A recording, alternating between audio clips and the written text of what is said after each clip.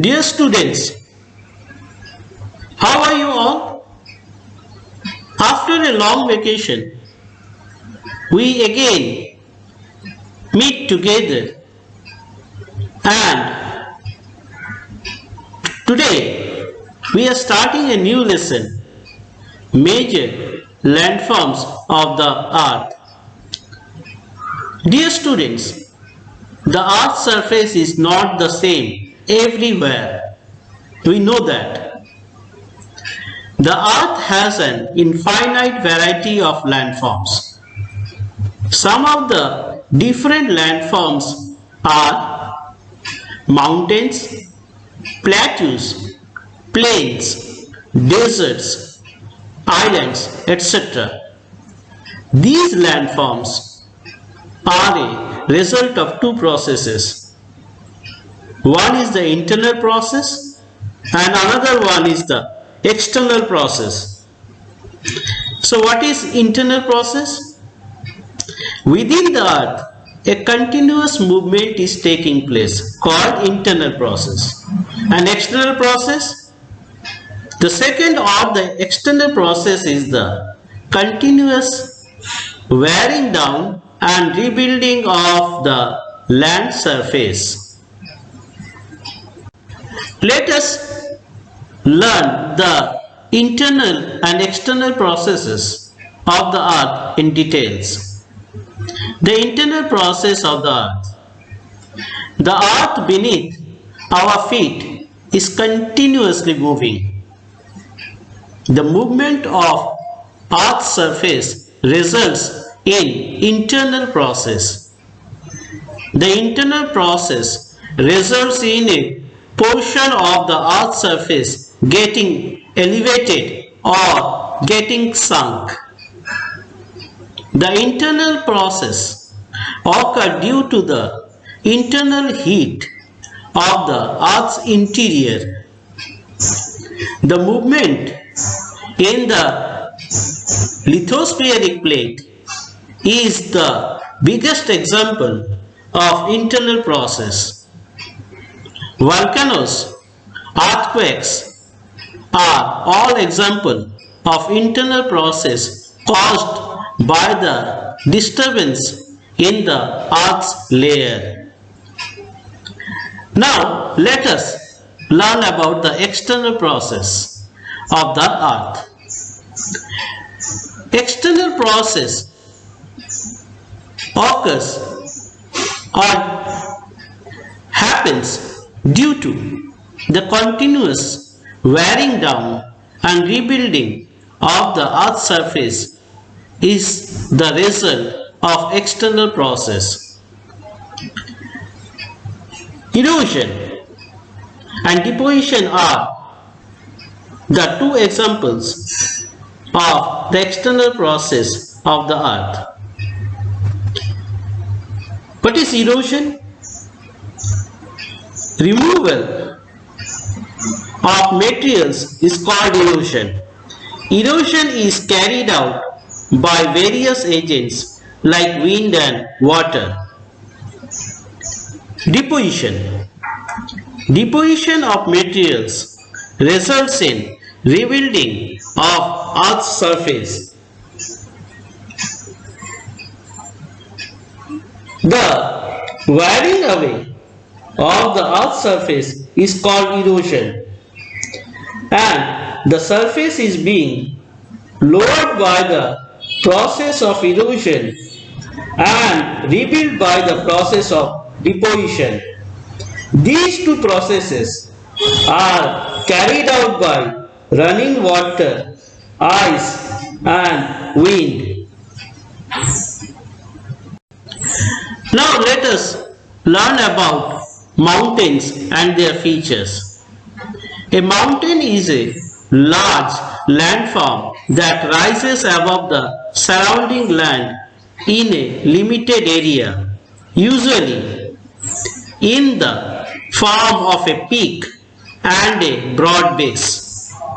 A mountain is generally considered to be steeper than a hill. Mountains are formed through tectonic forces or volcanism. These forces can locally rise the surface of the earth. Some mountains are even higher than the clouds. As we go higher, the climate becomes colder. Let us learn two features of a mountain. One is glacier, another is mountain range. What is a glacier? A glacier is a large, perennial accumulation of crystalline ice, snow, rock, sediment, and often liquid water that originates on land and moves down slope under the influence of its own weight and gravity. What is a mountain range? Mountains may be arranged in a line or chain known as range. Many mountain systems consist of a series of parallel ranges extending over hundreds of kilometers. Let us learn about one question. How are mountains useful to man? Mountains are useful to man in the following ways. Mountains are the storehouse of water. Mountains provide water to rivers through glaciers. Water from mountains is used in irrigation and is ideal for agriculture. The water of rivers originating from mountains is used in generating hydroelectricity. Mountains have a rich variety of flora and fauna.